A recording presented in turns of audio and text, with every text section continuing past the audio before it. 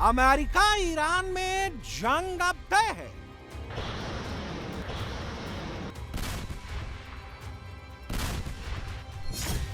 Donald Trump ने Iran पर surgical strike कर दी है।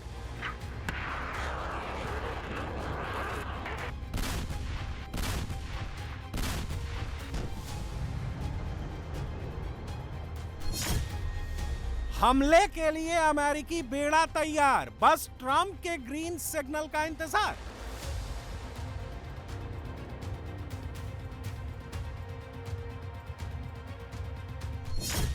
ओमान में फेल हुई डील, ट्रंप का युद्ध वाला प्लान सी। क्या ईरान ट्रंप की शर्तों के आगे झुकेगा? क्या खामेनेई को ट्रंप देंगे एक और मौका?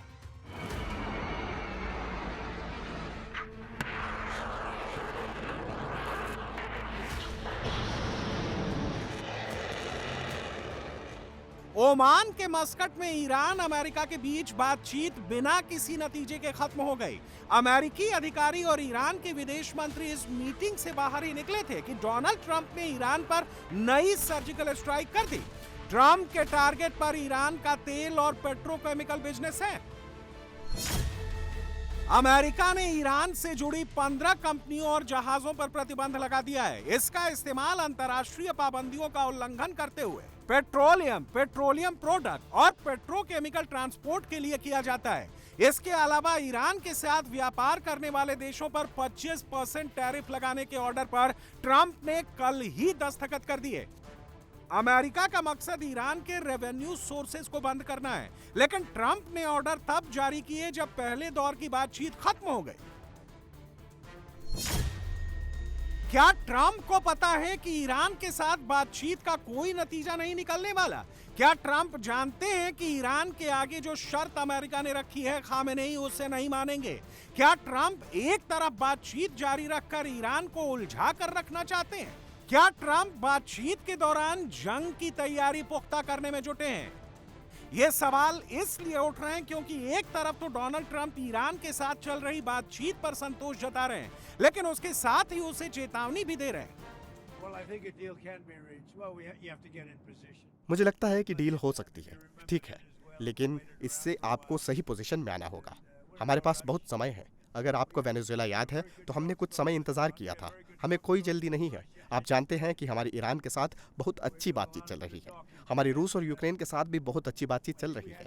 हम बहुत अच्छी बातचीत कर रहे हैं। मुझे लगता है कि ईरान के साथ जो मीटिंग्स हुई उसके अच्छे नतीजे आए हैं। हम अगले हफ्ते की शुरुआत में फिर से मिलेंगे और वे एक डील करना चाहते हैं, जैसा कि उन्हें करना भी चाहिए। वो अंजाम जानते हैं। अगर वो डील नहीं करते तो इसके नतीजे बुरे ही होंगे।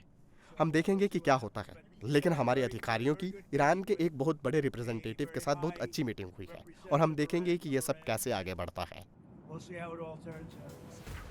दूसरी तरफ ईरान ने अभी भी बातचीत का मोर्चा बंद नहीं किया है। मस्कट में अमेरिका और ईरान के बीच आमने सामने बात नहीं हुई। दोनों पक्ष अलग अलग बैठे।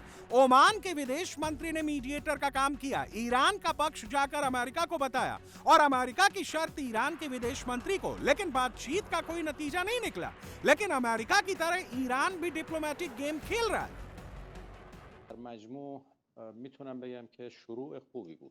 कुल मिलाकर मैं कह सकता हूं कि ये एक अच्छी शुरुआत थी, लेकिन हम इसे जारी रख पाएंगे या नहीं, ये तेहरान में होने वाली बातचीत और वहां लिए जाने वाले फैसलों पर निर्भर करता है। बातचीत जारी रखने पर सहमति बनी है, लेकिन बातचीत का समय और तरीका आगे ही तय किया जाएगा। अमेरिका अड़ा हुआ है कि बिना ट्रंप की शर्तों को माने उसके जंगी बेड़े पीछे नहीं हटने वाले। ईरान को अमेरिकी शर्त मंजूर नहीं है। सारी बात यहीं पर फंसी हुई है। ट्रंप ने ईरान के सामने 4 शर्तें रखी हैं। पहली कंडीशन यह है कि ईरान अपने एनरिच यूरेनियम को उसके हवाले कर दे। दूसरी कंडीशन है कि ईरान अपने यहाँ यूरेनियम एनरिच करना पूरी तरह से बंद कर दे। ट्रंप ने तीसरी शर्त रखी है कि ईरान लंबी दूरी की मिसाइलों को बनाना बंद कर दे। और चौथी शर्त यह है कि खामेनेई, हिजबुल्लाह और हमास जैसे प्रॉक्सी संगठनों की मदद करना रोक दे। बातचीत से पहले ही ईरान ने साफ कर दिया है कि वो बैलिस्टिक मिसाइल प्रोग्राम पर कोई बातचीत नहीं करेगा। ईरान लगातार ये कह रहा है कि उसका न्यूक्लियर प्रोग्राम शांतिपूर्ण है और वो परमाणु हथियार डेवलप नहीं कर रहा है। यूरेनियम एनरिच से लेकर अमेरिका और यूरोपीय देशों ने ईरान पर कड़े प्रतिबंध लगा रखे हैं। इन प्रतिबंधों की वजह से ईरान खोलकर तेल नहीं बेच पा रहा है। इसका सीधा असर ईरान की अर्थव्यवस्था पर पड़ा है। उसकी करेंसी कमजोर हो गई है और पूरे देश पर महंगाई की मार है। ईरान दूसरे देशों से हथियार की खरीद फरोख्त भी नहीं कर पा रहा। ईरान पर लगे सैंक्शंस और बड़ी महंगाई की वजह से ईरान की जनता में भी सरकार के खिलाफ असंतोष है और ट्रंप ने इसी बहाने ईरान की नाकेबंदी कर ली है। ट्रंप अपनी ताकत दिखाकर लगातार ईरान पर न्यूक्लियर और मिसाइल प्रोग्राम पर डील को सील करने का दबाव बना रहे हैं। आज हमारी रूस यूक्रेन के बारे में बहुत अच्छी बातचीत हुई। कुछ हो सकता है इसी तरह ईरान पर भी बहुत अच्छी बातचीत हुई। ऐसा लगता है कि ईरान डील करने के लिए ललायित है। हमें देखना होगा कि वो डील क्या है, लेकिन मुझे लगता है कि ईरान डील करना चाहता है और उन्हें यही करना भी चाहिए। पिछली बार उन्होंने शायद ऐसा ना करने का फैसला किया था, लेकिन मुझे लगता है कि अब वो शायद दूसरी तरह से सोच रहे हैं। हम देखेंगे कि डील क्या है और ये पिछली बार से कैसे अलग होगी। और हमारे पास एक बड़ा बेड़ा है, हमारी एक बड़ी फ्लीट उस दिशा में जा रही है। वो बहुत जल्द वहां पहुंच जाएगी, तो हम देखेंगे कि ये बातचीत कैसी रहती है। अगर दूसरा पक्ष मौजूदा प्रक्रिया को जारी रखता है और वही तरीका अपनाता है तो हम बातचीत के लिए एक फ्रेमवर्क तक पहुंच सकते हैं और आने वाली मीटिंग्स में जिन विषयों पर चर्चा हो रही है उन पर बात कर सकते हैं। मैं अभी कोई राय नहीं देना चाहता, लेकिन मुझे लगता है कि ये एक अच्छी शुरुआत थी और ये आगे भी जारी रह सकती है, लेकिन ये दूसरी तरफ और तेहरान में लिए जाने वाले फैसलों पर निर्भर करता है। ट्रंप भी जानते हैं कि खामेनेई से इस बातचीत का कोई नतीजा नहीं निकलने वाला है, लेकिन दोनों ही देश पहले हमला करने से बच रहे हैं। ट्रंप चाहते हैं कि ईरान पर हमले से पहले वो ऐसा ग्राउंड तैयार कर लें जिससे उन पर युद्ध छेड़ने की तोहमत ना लगे। दूसरी तरफ ईरान को भी अपनी सुरक्षा मजबूत करने के लिए वक्त चाहिए, इसीलिए दोनों टाइम बाय कर रहे हैं। ईरान से आई ये नई सैटेलाइट तस्वीरें इसी तरफ इशारा कर रही हैं। सेंट्रल ईरान के पहाड़ों के बीच छिपी एक रहस्यमयी अंडरग्राउंड फैसिलिटी में काम जारी है। इस फैसिलिटी के बारे में कहा जाता है कि यह अमेरिकी बंकर बस्टर बमों की रेंज से बाहर है। इस जगह को पिंकैक्स माउंटेन या एक कोलंग के नाम से जाना जाता है। इंटरनेशनल न्यूक्लियर इंस्पेक्टर से इस फैसिलिटी तक कभी नहीं पहुंच पाए। सैटेलाइट तस्वीरों के जरिए यह पता चल रहा है कि जैसे जैसे पहाड़ की खुदाई की जा रही है वैसे वैसे वहां सिक्योरिटी दीवारें बढ़ रही हैं। मलबे का ढेर भी फैल रहा है।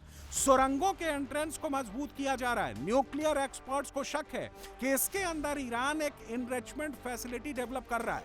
शक की एक वजह यह है कि यह जगह नातांज से सिर्फ 1.5 किलोमीटर दूर है, जो ईरान की मेन यूरेनियम एनरिचमेंट फैसिलिटी थी।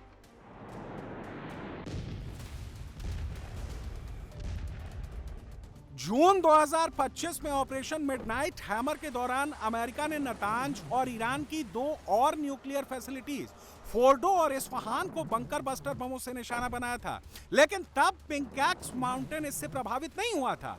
तब भी इस बात का शक जताया गया था कि ईरान ने हमले से पहले ही अपना सारा यूरेनियम दूसरी फैसिलिटी में ट्रांसफर कर दिया था। पहले सैटेलाइट इमेज में फोर्डो फैसिलिटी के बाहर ट्रकों की लंबी लाइन देखी गई थी। अब सवाल है कि क्या पिंकैक्स माउंटेन पर ईरान ने नई न्यूक्लियर फैसिलिटी शुरू कर दी है? सैटेलाइट तस्वीरें बताती हैं कि ईरान ने इस्फहान और नातांज फैसिलिटीज पर भी रीस्टोरेशन का काम तेज कर दिया है। हमले के बाद की तस्वीरों में आपको बिल्डिंग्स की छतें टूटी हुई दिख रही होंगी, लेकिन इस महीने आई तस्वीरों में आपको ये छतें फिर से नजर आ रही होंगी। ईरान की न्यूक्लियर और मिसाइल फैसिलिटीज पर हो रही ये हलचल इशारा कर रही है कि वो परमाणु और मिसाइल प्रोग्राम से पीछे हटने वाला नहीं है। एक तरफ वो अपनी डिप्लोमेटिक पोजीशनिंग मजबूत करने की कोशिश कर रहा है और दूसरी तरफ जंग की तैयारी।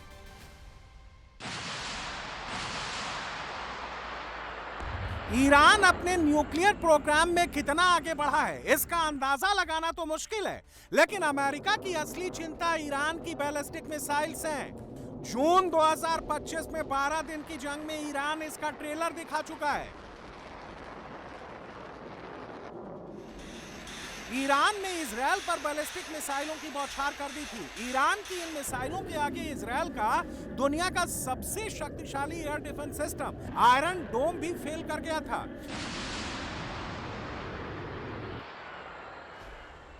इजरायल को जबरदस्त नुकसान उठाना पड़ा था। यही वजह है कि अमेरिका के जंगी बेड़ों ने ईरान का टारगेट लॉक कर दिया है। लेकिन इजरायल अब भी चुपचाप बैठा हुआ है। खामेनेई पहले ही चेतावनी दे चुके हैं कि अगर अमेरिका हमला करेगा तो ईरान, इजरायल और उन देशों पर मिसाइल अटैक करेगा जहां अमेरिकी बेस मौजूद है।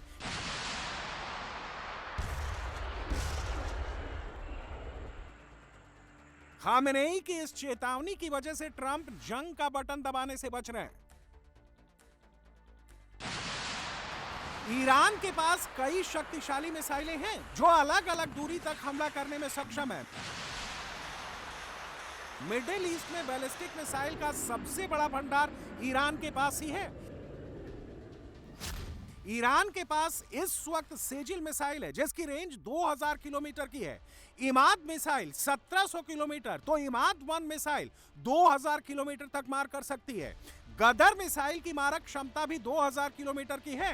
Shahab 1 missile 300 kilometre, Shahab 3 1300 kilometre, Khorramshahr missile 2000 kilometre, Hoveyzeh missile 1350 kilometre, Kheibar missile 2000 kilometre, Haji Qasem missile 1400 kilometre और जुल्फागर मिसाइल 700 किलोमीटर तक वार करने में सक्षम है। ईरान के पास मीडियम से लॉन्ग रेंज तक मिसाइल की वैरायटी है। इसके अलावा ईरान के पास कई हाइपरसोनिक मिसाइल्स भी हैं जिनकी स्पीड 17,000 किलोमीटर प्रति घंटे से ज्यादा है। किसी भी हमले का जवाब देने के लिए ईरान की तैयारी कैसी है उसे भी समझ लीजिए।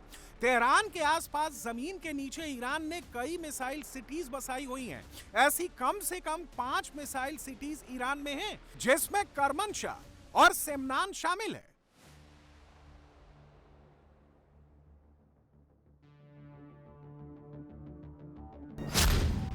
असल में ये मिसाइल सिटी पहाड़ के नीचे बनी सुरंगें हैं। कुछ सुरंगों के अंदर मिसाइल और ड्रोन को बनाया जाता है तो कुछ सुरंगों के अंदर इन्हें स्टोर किया जाता है। ये मिसाइल शहर जाग्रोस पहाड़ के नीचे अननोन लोकेशंस पर हैं।